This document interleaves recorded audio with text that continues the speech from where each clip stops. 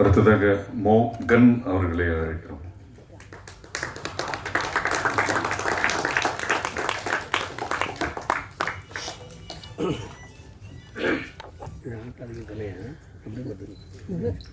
எல்லாருக்கும் இனிய புத்தாண்டு நல்வாழ்த்துக்கள். ஊடக நண்பர்களுக்கும் பிரிண்ட் மீடியா வானொலி எல்லாருக்கும் சொல்லிட்டுருக்கேன். அப்படியே என்னுடைய சக நடிகர்களுக்கும் நன்றி கடந்த வணக்கத்தை சொல்ல விரும்புகிறேன்.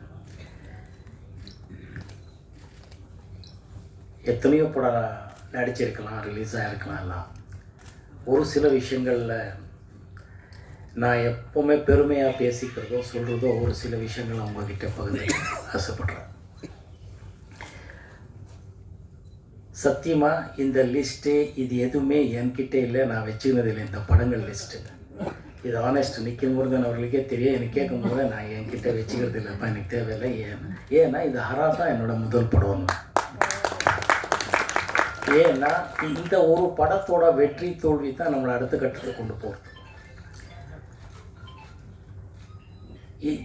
அது கடந்து போகும்போது அதை மறந்துட்டு இன்னொரு படத்தில் நம்ம கான்சென்ட்ரேட் பண்ணுறோம், ஃபோக்கஸ் பண்ணுறோம். எத்தனை புது டைரக்டர்களை அறிமுகம் பண்ணுறதுக்கு எனக்கு வாய்ப்பு கிடைச்சதுன்னு அது இறைவன் கொடுத்த பிச்சை. ஏன்னா நான் இப்போ பயணங்கள் முடிவதில்லை படம் ரிலீஸ் ஆகும்போது என்னுடைய முதல் மூடு பணியாகட்டும், நெஞ்சத்தை கிள்ளாதே ஆகட்டும், கிழிஞ்சல்கள் எல்லாமே சில்வர் ஜூப்ளி போனதுனால பயணங்கள் முடிவதில்லை 500 நாள் போது எனக்குன்னு ஒரு மார்க்கெட் வர ஆரம்பிச்சதுன்னு இருந்தேன். முடிஞ்ச அளவுக்கு புது ப்ரொடியூசர்ஸ்கள் புது இயக்குநர்களுக்கும் வாய்ப்பு கொடுத்தா அவங்க பசியோட சினிமா பண்ணுவாங்க. அந்த நல்ல பசியோடு அந்த சினிமா இருக்கும்போது நானும் ஜெயிப்பேங்கிற நம்பிக்கையில் தான் நான் தேர்ந்து எடுத்த முத்துக்கள் இவங்கெல்லாம். ஆனால் அவங்களுக்கு எல்லாம் அவ்வளோ டேலண்ட் இருக்குங்கிறது இருக்குது, ஜெயிப்பாங்க அப்படிங்கிறது எனக்கு தோணுனா ஒரு 6th சென்ஸ். ஆனால் அவங்களோட உழைப்பு அந்த பசினால் அவங்க அந்த அளவுக்கு பிரமாதமாக எடுத்து இயக்கமாங்கிறது தான் நான் அவங்களுக்கெல்லாம் நன்றி சொல்ல கடமைப்பட்டிருக்கேன். நான் எப்போவுமே ப்ரொடியூசர் அண்ட் டைரக்டருக்கு தான் நன்றின்னு சொல்வேன். என்னோடய பழைய நண்பர்களுக்கும் தெரியும், எல்லாருக்கும் தெரியும். ஏன்னா இயக்குனர் தான் கேப்டன் ஆஃப் த ஷிப். நாங்களெல்லாம் அவங்க பின்னாடி இருப்போம். மற்ற எல்லா கலைஞர்களும் அவர் பின்னாடி இருக்கோம். ஸோ அவர் தான் கேப்டன் ஆஃப் த ஷிப். எந்த டைரக்டராக இருந்தாலும் எந்த படமாக இருந்தாலும் ஆனால் அந்த ஷிப் தான் அந்த ப்ரொடியூசர். அவர் இருந்தால் தான் அந்த ஷிப் இருந்தால் தான் டைரக்டரு நம்ம எல்லோரும் இருப்போம். ஸோ இவங்க 2 பேரோட உழைப்பு மட்டும் இல்லை, அந்த ஃபோக்கஸ் பாயிண்ட்டு தான் நான் எப்போவுமே ரசிப்பேன். ஸோ இப்போது பழைய விஷயங்களை விட நம்ம புது விஷயத்தை பகிர்ந்துக்கலாம்னு ஆசைப்படுறேன். பாட்டுகள் பற்றி எல்லோரும் சொல்கிறாங்க. அதுக்கு இளையராஜா சார் தெய்வம், அவர் உண்மையான இசை ஞானிங்கிறதுல 2வது வார்த்தை அந்த தமிழனும் சொல்ல முடியாது, இந்த ரசிகனும் சொல்ல முடியாது, இந்த ரசிகையும் சொல்ல முடியாது. அவர் 1500 படத்தை மேலே பண்ணிட்டார். அவர் என்னை பொறுத்தவரை எல்லா இயக்குநர்களுக்கும், எல்லா தயாரிப்பாளர்களுக்கும், எல்லா நடிகர்களுக்கும் பிரமாதமான பாட்டு கொடுத்துருக்கார். இதில் எந்த வஞ்சனையும் யாருக்குமே அவர் பண்ணதே இல்லை. சரி, சில நடிகர்கள் பற்றி ஏன் சொல்கிறாங்கன்னா அந்த படம் ஓடி இருக்கு. அந்த படம் ஓடுறதுக்கு முக்கியமான காரணம் அந்த பாட்டை இன்றைக்கி சிங்கப்புலி ரசிக்கிறாருன்னா அந்த அளவுக்கு மனசுக்குள்ளேன்னா அந்த ஆர் சுந்தரராஜன் இயக்குனர் அந்த கனெக்ட் பண்ணி வச்சிருக்கிறார். அது ரொம்ப முக்கியமாக. அதையும் நான் பாராட்டணும், சொல்லணும்னு ஆசைப்படுறேன். ஒரு பாட்டு வெற்றியறதுக்கு வரிகள் டியூன் மட்டும் காரணம் இல்லை, அதோட சேர்ந்து அது எத்தனையோ விஷயங்கள் இருக்கு. அது எல்லாமே சேர்ந்து அந்த கஷ்டத்தை புரிஞ்சுக்கிறதுன்றது ஏன் சொல்கிறேன்னா ஆடியன்ஸ் ரசிக்கிறாங்க. ஆடியன்ஸோட கனெக்ட் ஆனால் மட்டும்தான் படம் வெற்றி அடையும். இல்லைன்னா எத்தனையோ படங்கள் பார்த்திங்கன்னா என்னை விட இவங்களுக்கெல்லாம் ட்ராக் ரெக்கார்டு தெரியும். சூப்பர் ஹிட் ஆடியோகள் இருக்கும்.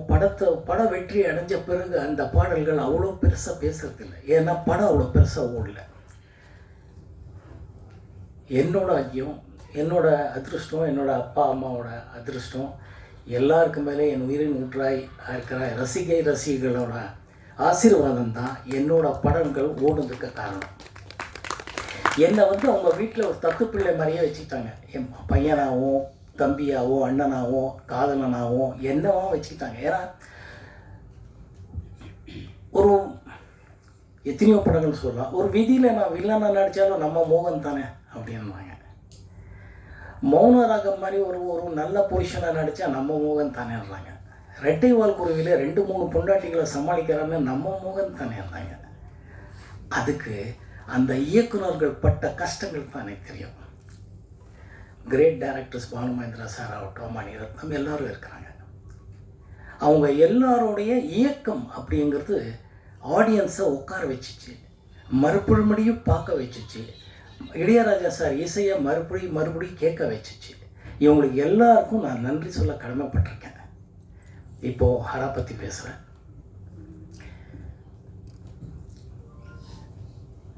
விஜயஸ்ரீ இயக்குனர்.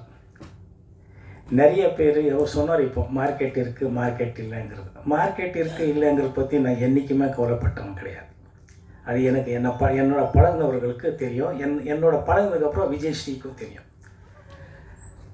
எனக்கு பிடிக்கணும், எனக்கு இங்கே செட் ஆனால் தான் படத்தில் நடிப்பேன், இல்லைன்னா நடிக்க மாட்டேன். ஏன்னா நான் என்னை நம்பி இருக்கிறாங்கிறது இல்லை, என்னை ஆராதிக்கிற, என்னை மதிக்கிற ரசிகர்கள் எப்பவுமே டிசப்பாயிண்ட் பண்ணக்கூடாதுங்கிற ஒரே நோக்கம்தான் எனக்கு. பணம் எல்லார் மாதிரி எனக்கும் ரொம்ப தேவை, ஆனால் அது மட்டும் வாழ்க்கையில்னு எங்கள் அப்பா அம்மாவோட டிஎன்ல நான் தெரிஞ்சவன். அதனால் எப்பவுமே எல்லாமே நல்லா வரணும், நல்லா அமையணுங்கிறது நம்புகிறேன். நிகில் முருகன் அவர்கள் விஜயஸ்ரீயை கூட்டிகிட்டு வந்தார். பரவாயில்லையா? எல்லாமே கரெக்டாக தான் சொல்லுங்கள். ஸோ விஜயஸ்ரீ ஒரு கதை சொன்னார். கதை சொல்லும்போது கதை நல்லா இருக்குது, ஆனால் அதில் ஏதோ ஒன்று கொஞ்சம் வித்தியாசமாக இருந்தால் ரொம்ப நல்லா முடியும், அப்படி ரீச் ஆக முடியுங்கிறது எனக்குள்ள ஒரு நம்பிக்கை. அப்போ விஜயஸ்ரீக்கு அவர்கள் சொன்னேன், இது கதை நல்லா இருக்குது, கண்டென்ட் என்னமோ இருக்குது, ஆனால் இப்போ டெல்லிங் கொஞ்சம் இருக்குது, ஸ்டோரி டெல்லிங்கில் கொஞ்சம் நீங்கள் புதுசாக தாதா ஐடிஸ் எல்லாம் நல்லா பண்ணியிருக்கீங்கன்னும் போது இது ஏன் கொஞ்சம் புதுசாக யோசிக்கக்கூடாது? யோசிச்சிங்கன்னா எல்லோரும் கூட்டணியாக ஜெயிக்கலாம் இல்லையா? நீங்கள் யோசிச்சிங்கன்னா ஒரே ஒரு ரொம்ப நல்ல விஷயம், அவர் கோச்சிக்கலை, ஈகோவை எடுத்துக்கல, போய் பார்த்துட்டு அது இன்னொரு வருஷனில் கொடுக்குறாரு.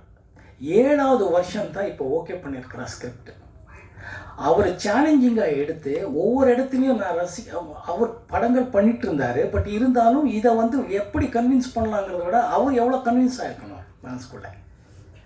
ஜெயிச்சியே காட்டுவேங்கிற ஒரு நல்ல மனசு எண்ணங்கள்னால தான் இந்த பிரமாதமான ஸ்கிரிப்ட் வந்துச்சு. அந்த பிரமாதமான ஸ்கிரிப்ட் வந்ததுக்கு தான் பட ஆரம்பித்தோம். மோகன்ராஜ் ப்ரொடியூசர்கள் வந்தார். அது வேறு கதை. சரி, விஜயஸ்ரீ எனக்கு தெரிஞ்ச பெரிய பெரிய டைரக்டர்களாகட்டும், நல்ல நண்பர்கள் டைரக்டர்களை எப்போவுமே கேட்டார், எப்படி நீ இந்த அறா படம் ஒத்துக்கிட்ட, அதில் என்ன அப்படி ஒரு விஜயஸ்ரீன்னு கேட்டிருக்காரு. அவருக்கும் தெரியும், நிக்கிலுக்கும் தெரியும். நான் ஏதோ 50-60 டைரக்டரோட ஒர்க் பண்ணியிருக்கேன்றாரு. அது ஓகே. பெரிய பெரிய ஜீனியஸ் டைரக்டர்கிட்ட ஒர்க் பண்ண பாக்கியம் எனக்கு கிடச்சிது. பாலு மகேந்திரா சார் ஆகட்டும், மகேந்திரன் சார் ஆகட்டும், சிங்கீதம் ஸ்ரீனிவாஸ் ஆகட்டும், பாபு சார் ஆகட்டும், பாலச்சந்திரன், நிறைய ஜீனியஸ் எல்லாருமே என்னோடய பாக்கியம் அது. பாபு சார், ஜே வில்லியம்ஸ் இன் மலையாளம், எல்லாம் ஆல் லாங்குவேஜில் எனக்கு கிடைச்ச பாக்கியம். அதுலேருந்து புது டைரக்டர்களுக்கும் அறிமுகமாகிறதுக்கு நான் முக்கியமான காரணமாக இருந்தேங்கிறது என்னோடய பாக்கியம்தான். ஆனால் விஜயஸ்ரீ கிட்டே இருக்கிற ஒரு பெக்யூலியர், ஒரு எக்ஸ்ட்ராடினரி ஷார்ப் மைண்ட் என்னன்னா, he has got a fantastic knowledge of the lighting sense, sound sense. இது பொதுவாக டைரக்டர்கள்கிட்ட இருக்காதுங்கிறது இல்லை. அவர் தேவை இருக்கோ இல்லையோ, அது இன்னொரு நல்ல கேமராமேனையும் சவுண்ட் இன்ஜினியரையும் எடிட்டர்களும் நம்பி அதில் அவர் கூட்டணியை பண்ணுவார். இவர் மட்டும் அது ஒரு ஷார்ட் வைக்கும்போது இந்த லைட்டிங்குக்கு எது வேணும் எது வேணும் இது டிஐ வரைக்கும் யோசிப்பார். அது எனக்கு பிரமிப்பாக இருக்குது. அது ரொம்ப நல்லா இருந்துச்சு. அந்த திறமையை அவரை எங்கேயோ கொண்டு போய் நிறுத்துவாங்க தான் உண்மையான விஷயம். எத்தனையோ புது டைரக்டர்களை அறிமுகம் பண்ணிட்டாருங்கிற ஒரு நல்ல விஷயங்களில் இப்படி ஒரு பட்ட டைரக்டர் நான் எப்படி இது மனோபாலா சொன்ன வார்த்தை. அவர் இன்றைக்கி நம்மளோட இல்லை, என்னோடய நண்பன். படம் ஷூட்டிங்கில் முதல்ல சண்டை போட்டு போனால், அதுக்கப்புறம் ஷூட்டிங்கில் இந்த வார்த்தை கேட்ட அப்போ தான் சொன்னேன், இப்போ பாரு மகனை நான் எதுக்கு யோசித்தேன், எதுக்கு பண்ணேன் பாருன்னா, அதுக்கப்புறம் ஆமாண்டா கரெக்டடா, இது எப்படிடா, அதுதான்மா, something says he is very good, don't comment, just follow him, everything will be ஓகேன்னு. அதுக்கப்புறம் அவன் ஃபாலோ பண்ணால் அவனும் நடிச்சிருக்கான். அன்ஃபார்ச்சுனேட்லி அவர் இன்றைக்கி நம்மளோட இல்லை. ஆத்மா இங்கே தான் இருக்கும், நம்மளை ஆசீர்வாதிக்கணும்னு நினைக்கிறேன். ஸோ அந்த ஒரு விஷயத்தில் விஜய் ஸ்ரீ அவர்கள் மியூசிக் சென்ஸ் ஆகட்டும், அவர் பண்ண டி ராஜேந்தர் மாதிரி குட்டி ராஜேந்தர், டி ராஜேந்தர்னு சொல்லுவார், லிரிக் ரைட்ரு, எடிட்டிங்கு, ஃபோட்டோகிராஃபி, லைட்டிங்கு, மார்க்கெட்டிங்கு, அதான் சொன்ன மாதிரி எல்லா தொழில்நுட்பங்களும் தெரிஞ்சிருக்கிறாரு. அதில் ஏதோ ஒரு புதுசாக பண்ணி ரீச் பண்ணணும்னு ஆசைப்படுறாரு. அந்த பசி இருக்கிற வரை அவர் ஜெயிச்சுட்டே இருப்பார். அதுதான் உண்மையான விஷயம். அவருக்கு உடம்பு ஆக்சிடெண்ட் பற்றி சிங்கப்புலி சொன்னார், மற்றவங்க எல்லாம் சொல்லியிருக்காங்க. அவர் இன்றைக்கி இப்படி இருக்கிறது ரொம்ப முக்கியமான காரணம் அவரோட குடும்பம்னு நான் நினைக்கிறேன். அவரோட ஒய்ஃப் கிரேட் லேடி இங்கே வந்திருக்காங்களா, கிரேட் லேடி. தவமாக இருந்தாங்க அந்த அம்மா, தவமாக நின்று பிரார்த்தனை பண்ணாங்க, தவமாக இருந்து தைரியமாக இருந்தாங்க, தவமாக இருந்து நம்பிக்கையாக இருந்தாங்க, தவமாக இருந்தால் நம்பிக்கை கொடுத்தாங்க. அந்த அம்மாவோட ஒவ்வொரு வார்த்தையும் இவருக்கு அவ்வளோ பெரிய டானிக். அந்த அம்மா சொல்லும், சார் மோகன் சார் வந்துடுவார் சார், இந்த மனுஷன் இவசின் கோமா, அந்த அம்மா சொல்லும், கிரேட் லேடி. ஸோ இவரோட ஒய்ஃபோட புண்ணியமும் குழந்தைங்களோட புண்ணியமும், இவர் மறுபடி சொன்ன மாதிரி ஹரா படத்தை முடிக்கணும்னு திருப்பி வந்திருக்காரு. இல்லை, நிறைய படங்கள் பண்ணணும் ஆசைப்படுறோம். நிறைய நல்ல படங்கள், நல்ல கண்டென்ட் வித்தியாசமாக கொடுப்பாரு. அந்த நல்ல படங்கள் மக்கள் ரசிப்பாங்கன்னு நினைப்பேன். என்னோட நினைப்பு, என்னோட ஆசையும் கூட. இந்த படத்தை பொறுத்தவரை நாங்கள் முதல்ல சொன்னதை பாடல்கள் இருக்கக்கூடாதுன்னு இருந்தேன். ஆனால் அப்படியே ஒரு 3-4 பாட்டு வச்சுட்டாரு, நல்லா வந்திருக்கு. மியூசிக் டைரக்டர் பிரமாதமாக மியூசிக் போட்டிருக்காரு. எல்லா பாடலுக்கும் இவர் தான் லிரிக்ஸ். நீங்கள் ஆடியோ ரிலீஸில் பாடல்கள் கேட்பீங்க, எக்ஸ்ட்ரானரியாக எழுதியிருக்கார் லிரிக் விஜய் ஸ்ரீ அவர்கள் தான். ஸோ அது எதுக்கு சொல்ல வரேன்னா, அவர் நினைக்கிறது உடனே. இது நான் இங்கே கம்பேர் பண்ணி பேசுகிறேங்கிறது இல்லை. நான் முதல்ல பார்த்த டைரக்டர்ஸில் ஸ்கிரிப்ட் இல்லாமல் பண்ணிட்டு இருந்ததுல முதல் ஆள் மணிவண்ணன் தான். அவரை அறிமுகப்படுத்துறதுக்கு எனக்கு ஒரு பாக்கியம் கிடைச்சது ஆஸ் எ டைரக்டர். மணிவண்ணன் இன்றைக்கி அவர் நம்மளோட இல்லை. அவர் தான் ஸ்கிரிப்டை இல்லாமல் ஸ்கிரிப்ட் மாதிரி எப்படி இந்த 3 கேரக்டருக்கு வசனங்கள் எப்படி சொல்லணும்னு பண்ணாமல் அப்படியே பிளான் பண்ணி சொல்லிட்டு போயிட்டுருப்பார். ஃபென்டாஸ்டிக் டயலாக் சொல்லுவார். அதுக்கப்புறம் அந்த மாதிரி சென்ஸு இவர் தான். இவர் என்னன்னா எப்படி என்ன தெரிய மாட்டேங்குது. லிரிக்ஸு பாவம் நம்மளோட பேசிட்டு இருப்பாரு, சார் இந்த மாதிரி ஒரு பாட்டு, இந்த மாதிரி ஒரு இடத்துல ஒரு பாட்டுன்னு என்னங்க அப்படின்னு டப்புன்னு வர அங்கேயே ஒரு வாட்ஸ்அப்லேயே ஒரு லிரிக்ஸ் அனுப்புவார். அந்த மனுஷன் லண்டன்லேருந்தே போட்டு மியூசிக்கு நெக்ஸ்ட் டே வரும், இதோ வரும் வந்து, எப்படி சார் இது? இல்லை சார் அப்படியே நம்ம ஜாலியாக ஈவினிங் பேசிட்டு இருந்தாலே அப்படின்னா. Everything he does in that class. அதாவது அது ஒர்க் பண்ணிகிட்ருப்பார், ஒர்க் பண்ணிகிட்ருக்கிறது தெரியவே தெரியாது. அதுதான் அவர்கிட்ட சிறப்பான குணம்னு நான் நினைக்கிறேன். இந்த படத்தை பொறுத்தவரை நம்ம நண்பர் இங்கே இருக்கிறாரு. அவர் முதல் கேமரா ஒர்க் பண்ணதும் நான் நடித்த படம் தான் பாலாஜி சார் படம். கேமராமேன் கம் டைரக்டர் கம் ஆக்டராக இருக்கிறார். அவர் நம்மளோட இங்கே இருக்கிறார், நம்மளோட ஒர்க் பண்ணியிருக்காரு. அவர்லேருந்து இன்றைக்கி இருக்கிற ஆர்டிஸ்ட்டு சுவாதி வரைக்கும் இந்த படத்தில் எல்லோரும் சேர்ந்து நடிச்சிருக்கோம். ரொம்ப வித்தியாசமாக இருக்குது. எப்பவும் போல நான் நம்பியிருக்கிறது என்னோடய ரசிகர்கள் தான். ஆடியன்ஸு டிசப்பாயிண்ட் பண்ணாதுன்னு நான் நம்புகிறேன். டீசர் பார்த்துட்ருக்கீங்க. சொன்ன மாதிரி ஆடியோ இப்போ தான் அனௌன்ஸ் பண்ணியிருக்காரு. நீங்கள் ஆடியோ கேளுங்க, படத்தை பாருங்கள். எப்பவும் போல உங்கள் ஆசீர்வாதம் வேணும். ஊடக நண்பர்களாகட்டும், ரசிகர்களாகட்டும், டெக்னீஷியன்ஸ், ஆர்டிஸ்ட் ஆகட்டும், எல்லாருக்கும் மிக்க நன்றி. வணக்கம்.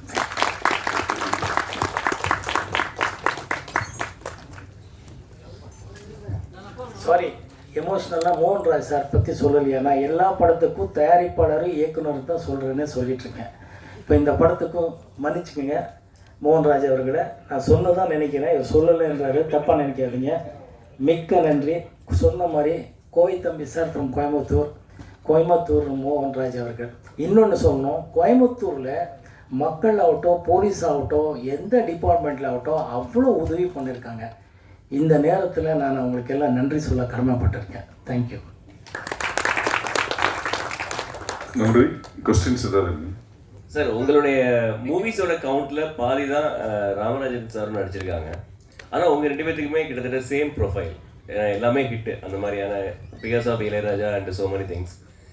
இப்போ 2 பேருமே வந்து ரொம்ப ஒரு ஆஃப்டர் ஏ லாங் ஒரு இயர்ஸ் நீங்கள் 2 பேருமே இப்போ ஒரே காலகட்டத்தில் ஒரு படம் பண்ண போகிறீங்க, படம் ரிலீஸ் ஆக போகுது. ஸோ இதை பற்றி நீங்கள் என்ன நினைக்கிறீங்க? ஒன்றும் இல்லை, நல்ல விஷயம் தானே சார். மறுபடியும் 2 பேரும் ஹிட் ஆக போகிறோம், அவ்வளோதான். நல்ல விஷயம்.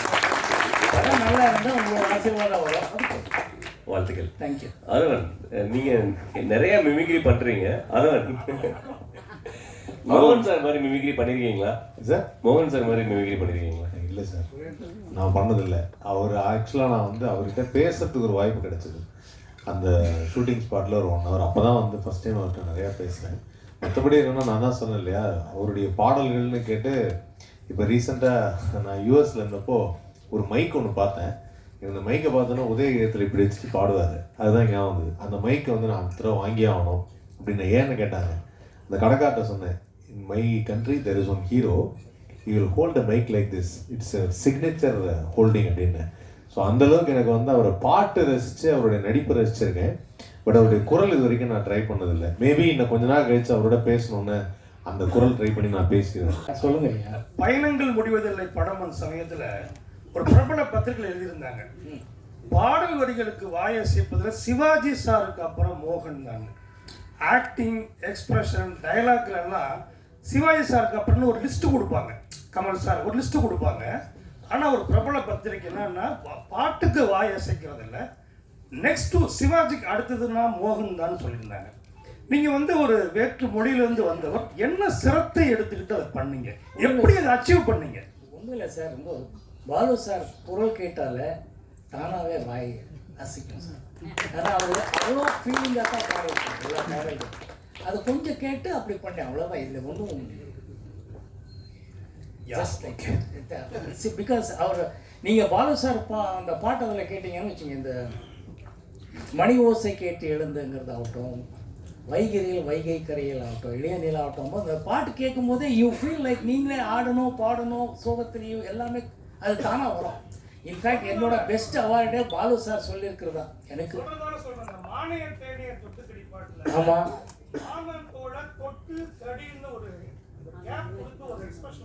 ஆமாம் சார், அதுதான் சார், அதுதான். Thank you sir.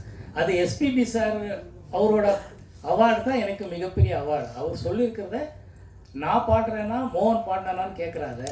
You are so good in that good லக்குன்னு சொன்னார் பயணங்கள் முடியுது இல்லை டைமில். அதுக்கு அடுத்தது அவர் சொல்லியிருக்கிறது, அவர் நிறைய சிவாஜி சார் எம்ஜிஆர்லேருந்து இது வரைக்கும் எல்லா ஹீரோகளுக்கும் பாடியிருக்கிறாரு. அவர் கணக்குப்படி அவர் வீட்டிலே சொல்லியிருக்கிறது, வெளியில் முதலெல்லாம் சொல்லியிருக்கிறது, அவருக்கு பாட்டுக்கு கரெக்டாக நடிச்சிருக்கிறாருங்கிறது என்னை வந்து முதல்ல பேர் சொல்லியிருக்கிறார். அதுதான் greatest blessing and award. Thank you sir. மோகன் சார் அவர் கேட்டதுதான் அதோட ஃபாலோ அப் தான்.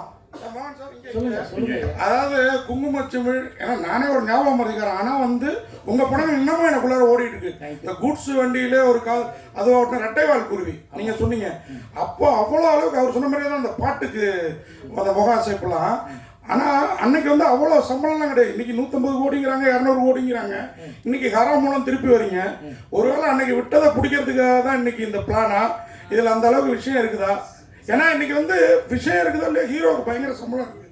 இல்லைங்க, விட்டுது பிடிக்கிறதுங்களெல்லாம் எனக்கு நம்பிக்கை இல்லைங்க. அவன் தலையெழுத்து அவனுக்கு நம்புறவன் நான். எனக்கு என்ன இருக்கோ அது கிடைக்கும், என்ன இருக்கோ அது சாப்பிடுங்க. நாங்களெல்லாம் சாப்பிட போகிறோம், நீங்களும் சாப்பிட போகிறீங்க. இருக்கிறதெல்லாம் சாப்பிட்றோமா, எங்களுக்கு எவ்வளோ முடியுமோ அவ்வளோதானே சாப்பிட்றோம். அவ்வளோதான் என் லைஃப். சார் டேரக்டர் சார் அது மாதிரி உங்கள்கிட்ட ஒரு கேள்வி. இது என்ன நம்ம பவுடர் நாயகர் இந்த படத்தில் பயன்படுத்தலையே, என்ன காரணம்? ஒரே உரையில் 2 கத்தி இருக்க வேணாம் மோகன் நிக்கில்னு அப்படின்ட்டா? நான் தான் எழுதி கேட்க சொன்னேன். இல்ல சார் வேற 2-3 படத்துல பிஸி ஆயிட்டேன். வாழ்த்துக்கள். அப்புறம் இது என்ன ஹரஹரா சங்கராவா இல்ல எல்லாமுமா? சிவனோட 1008 பேர்ல ஒரு பேரு, தீமையை அழிப்பான் பகைமையை ஒழிப்பான்னு சொல்லிட்டு, அதனால ஹரான். சொல்லுங்க பாலு. எல்லாருமே உங்க லவ்வாக பார்த்துருக்காங்க, நாங்களும் அப்படிதான் பார்த்துட்டு இருக்கோம். இப்போ இந்த படத்துலேயே அதை தாண்டி வேற ஏதாவது கொடுக்கறதுக்கு ட்ரை பண்ணுங்க. ஏன்னா லவ்வா பார்த்துருக்கோம், நாங்கள் டீச்சர் பார்க்கும்போது வேற மாதிரி இருக்கு. இல்லைங்க, ஓகே, லவ்வாக பார்த்துருக்கீங்க. அது எத்தனையோ படங்களில் லவ் சீட்டிங்கு, லவ் இது அப்பாவும் எல்லாமே பார்த்துருக்கீங்க. இதில் வேறு கோணத்தில் என்னை பார்க்க முடியும். நீங்கள் அந்த ஃபேமிலி சென்டிமெண்ட், ஃபேமிலி விஷயங்கள் வரும்போது அந்த அந்த அந்த ஃபீலிங்குக்கு கொண்டு வந்திருக்காரு டைரக்டர். பட் அதர்வைஸ் டெஃபினட்டாக வேறு ஆங்கிள் ஆஃப் திங்கிங் தான் இது. அண்டு நல்லா பண்ண வச்சிருக்கிறாரு. எனக்கு பிடிச்சிருக்கு, சக நடிகர்கள் பிடிச்சிருக்குன்றாங்க. ஹோப் உங்களுக்கும் பிடிக்கும்னு நான் நம்புகிறேன். தேங்க்யூ. சில்வர் ஜூப்ளி நாயகன் இவ்வளவு நாள் வந்து ஹீரோவா தான் களம் காண்டுட்டு இருக்காரு, இப்பவும் ஹீரோவா தான் இருக்காரு. ஆனா விஜயோடைய படத்துல வந்து ஹீரோவா களம் இறங்கி இருக்காரா? இது உங்களுக்கு தெரியாதது கிடையாது. என்னோட முதல் படமே கோகிலாங்கிற படம். கமல்ஹாசன் சார் தான் ஹீரோ, நான் அதில் ஒரு ரோலு. முதல் தமிழ் படம்னு சொல்லிட்டு இருக்கிறேன். இப்போ மூடு பண்ணியில் பிரதாப் போதன் சார் தான் ஹீரோ, நான் ஒரு கேரக்டர். நமக்கு அப்படியெல்லாம் இல்லை. கேரக்டர்கள் வந்தால் நடிக்கிறதுக்குங்கிறது எப்பவுமே தயாராக இருக்கும். நான் ஒரு நடிகன் பேசிக்கலி, எனக்கு பிடிக்கும், அவ்வளோதான். ஸோ அதனால வரதுல 10 வந்தால் அதில் 1-2 we will select. அந்த மாதிரி தான் விஷயங்கள் தவிர வேறு. விஜய் படத்திலேயே படம் கேப் கொடுத்துருக்கீங்க, பட் அதுக்கு படங்கள் பிடிக்காததான் காரணமா? வேற ரசிகர்கள் வந்து அது வந்து ஏமாந்துருக்காங்க ஒரு ரசிகர்கள்லாம். இதெல்லாம் வந்து இல்லைங்க, என்னோட இனிமேல் வந்து இந்த கேப் இல்லாம கண்டினியூஸா படங்கள் ஒத்துக்கிறதுக்கு வாய்ப்பு இருக்குங்க. Thank you sir. விஜயோடைய படத்திலேயே வந்து இப்போ வந்து 3 பேருமே லவர் பாயா நடிச்சிருக்கீங்க. ஆக்சுவலா பிரசாந்த் சாரும் லவ் போர்ஷனு, விஜய் சார் கதை சொன்னாரா? இல்ல கேக்குறோம்ல, இல்ல கதை நடிச்சிருக்கீங்களா? அதான் கேட்க வரேன். நீங்க நடிச்சிருக்கீங்கன்னு சொன்னீங்க, லவர் பாயா நடிக்கல. அவங்க அவர் படம் ஃபுல்லா லவ் பாயா தான் நடிச்சிருக்காரு மோகன் சார். இல்ல இல்ல எந்த படம் பண்ணலையா சார் லவ் பாயா? ஏங்க இப்போவா? இல்ல தொடர்ந்து நீங்க பண்ண படங்கள்லாம் வாங்க தனியாக பேசிப்போம். ஏன்னா தொடர்ந்து படங்கள் பற்றி நான் இப்போ பேச முடியுமா? எல்லாருக்கும் டின்னர் டைம் இல்லை. இல்லை இதுலேயும் 3 பேர் அதே மாதிரி வந்திருக்கீங்க லவ் பாயா, அதனால கேட்குறேன். இதில் யாருக்குமே பிரச்சனை இல்லையே. இப்போ இதில் என்ன பிரச்சனைன்னு எனக்கு புரியல. லவ்வர் பாயா இருக்கிறவன் எப்போவுமே லவர் பாயா இருக்க முடியுமா? ஒன்று, எல்லாருக்கும் கதைக்கு ஏற்ற தானுங்க கேரக்டர்ஸு. ஸோ அதில் வித்தியாசமாக கிடைக்கும் போது தான் அதில் வந்து பெர்ஃபார்ம் பண்ணுறதுக்கு ஒரு ஸ்கோப் இருக்கும். அதை டைரக்டர் கரெக்டாக யூஸ் பண்ணால் சந்தோஷம் தானே. இந்த டீசர் பாத்தீங்களா நீங்க? இல்ல நீங்க ஒரு நிமிஷம் இந்த டீசர் பாத்தீங்களா? அது நீங்க வந்து லவ்வா பண்ணிருந்தீங்க, இது என்ன பண்ணீங்கன்னு கேட்டிருந்தாங்க. அதனால டைரக்டர் வந்து மோகன்னு மாத்திருக்காரு. அதனால இதுல அது இல்ல, நீங்க எதிர்பார்த்தது இல்ல. டீசர் இன்னொரு வாட்டி நான் போட சொல்றேன், நீங்க ஒரு வாட்டி நீ இது கேட்டீங்க. இந்த படத்துல இது கேட்டீங்க அதுக்கு முன்னாடி கொஸ்டின்ல. ஆமா, இதுல வந்து அதனாலதான் இதுல வந்து லவ்வரா பண்ணல, மோகன் இல்ல மோகன். எல்லாரும் வெயிட்டிங் டின்னர் சார். அதான் சொல்றேன். மோகன் சார், உங்களுக்கு ஒரே லாஸ்ட் கொஸ்டின், எனக்கு தெரிஞ்ச லாஸ்ட் கொஸ்டினாக இருக்கும். இப்போ நீங்கள் சில்வர் ஜூப்லாம் நீங்கள் நிறைய பார்த்துட்டீங்க. இப்போ வர படத்தில் வந்து 3 நாளில் சக்ஸஸ் மீட்டு, 5 நாளில் வந்து சூப்பர் ஹிட்டெல்லாம் சொல்கிறாங்க. இப்போ நீங்கள் வந்து சூப்பர் ஹிட்லலாம் நீங்கள் பார்த்து கடந்து வந்த ஆள் நீங்கள், சரிங்களா? நீங்கள் இதை எப்படி பார்க்குறீங்க? இல்லை, ஒரே ஒரு விஷயம் என்னென்னா, உங்களுக்கு இப்போது இருக்கிற நம்ம நண்பர்கள்கிட்ட சொல்ல விரும்புகிறேன். அப்போவே என்னோட படங்கள் 100 நாளோ சில்வர் ஜூப்ளி ஆனாலும் எந்த படத்துக்கும் நம்ம வந்து ஃபங்க்ஷன் கொண்டாடுனதே இல்லை. அப்போவே இப்போ ஃபங்க்ஷன் பண்ணணுன்னா நம்ம தயாரிப்பாளர்கிட்ட நம்ம ரிக்வெஸ்ட் பண்ணிகிட்டு இருந்தது, சார் அடுத்த கதைக்கு உட்காருவோம் சார், என்ன சார் நீங்கள் ஏதாவது நீங்கள் கிஃப்டாக கொடுக்குறதா இருந்தால் டெக்னீஷியன்ஸ் பண்ணாமல் கொடுத்துடுங்க. நீங்கள் நம்ம அடுத்த மக்களுக்கு தெரியும் ஓடி இருக்கிறது. நம்ம வந்து அடுத்த படம் ஃபோக்கஸ் பண்ணுவோம், அதில் நல்ல கதை இருந்தாங்கிறது தான் நான் அப்போலேருந்து என்கரேஜ் பண்ணிகிட்டு இருந்தது. இப்போது அப்படி தான் பண்ண போகிறோம். ஸோ எதுவுமே நம்ம வந்து அதை ஃபாலோ பண்ணோம் இதை ஃபாலோ பண்ணோங்கிறதே இல்லை சார். மோகன் சார். சார் இங்கே சார் சொல்லுங்கள் ஐயா. சதீஷ் சார். சார் இப்போ வந்து சார் ஒரு நடிகர்னால் ரசிகர்கள் சில விஷயங்கள் எதிர்பார்த்து வருவாங்க. இது வரைக்கும் ஒரு ரொமான்ஸ் மட்டும் எதிர்பார்த்துட்டு இருந்தாங்க. இப்போ வந்து டோட்டலாக ஃபுல் அண்ட் ஃபுல் ஆக்ஷன் இருக்குது. ஏதாச்சும் ஃப்ளாஷ்பேக் போர்ஷன்ஸ் வந்து ரொமான்ஸ் மாதிரி ஏதாச்சும் இருக்கா? இல்லைங்க, தப்பாக நினைங்க. என்னோடய ரசிகர்கள் எப்போவுமே நல்லதாக எதிர்பார்க்குறாங்க தவிர இதுதான் எதிர்பார்த்ததே இல்லைங்க ரசிகர். அதனால தான் நான் சொல்கிறேன், விதிங்கிற படம் ரசிகர்கள் என்கிட்ட ரொம்ப பர்டிகுலராக எதிர்பார்த்துருந்தா அந்த படமே ஓடி இருக்காது. எப்படி இவன் வந்து ஒரு பொண்ணை சீட் பண்ணலான்னு தான் கேட்டிருப்பாங்க. அப்படி பண்ணலை அவங்க. அதனால் ரசிகர்கள் என்னோட ரசிகர்கள் மேலே எனக்கு அபாரமான நம்பிக்கை இருக்கிறது. அதுதான் அவங்களுக்கு படம் நல்லா இருக்கணும், நான் நல்லா நடிச்சிருக்கணும், அவ்வளோதான். நம்ம பையன், நம்ம வீட்டுக்காரர், நம்ம அண்ணன், நம்ம தம்பி, நம்ம பையன், நாங்கள் அப்பா, இப்படி தான் யோசிக்கிறாங்க. அதனால் அவங்கள டிசப்பாயிண்ட் பண்ண மாட்டோங்கிறது உண்மையான விஷயம் இந்த படத்துலேயும். Thank you sir. தேங்க்யூ. ஆமாம், விதி படம் இன்னமும் எந்த படத்துல வந்தாலும் எங்களுக்கு விதி படம் மாதிரி இருக்குது, இல்லை அதை தான் பேசுவோம் இல்லையா ரசிகர்கள். இந்த படத்துல ஏதாவது சட்டம், கோர்ட்டு அந்த மாதிரி விஷயங்கள் இருக்கா? ஏன்னா சார் வேற கையில துப்பாக்கியோடய தெரியுறாரு, மோகன் சார் வேற, அதனால கேட்குறேன். ட்ரெய்லரில் புத்தகத்தோடவும் வரைகிறோம். Don't worry. வாழ்த்துக்கள். நன்றி, அனைவருக்கும் நன்றி, வணக்கம்.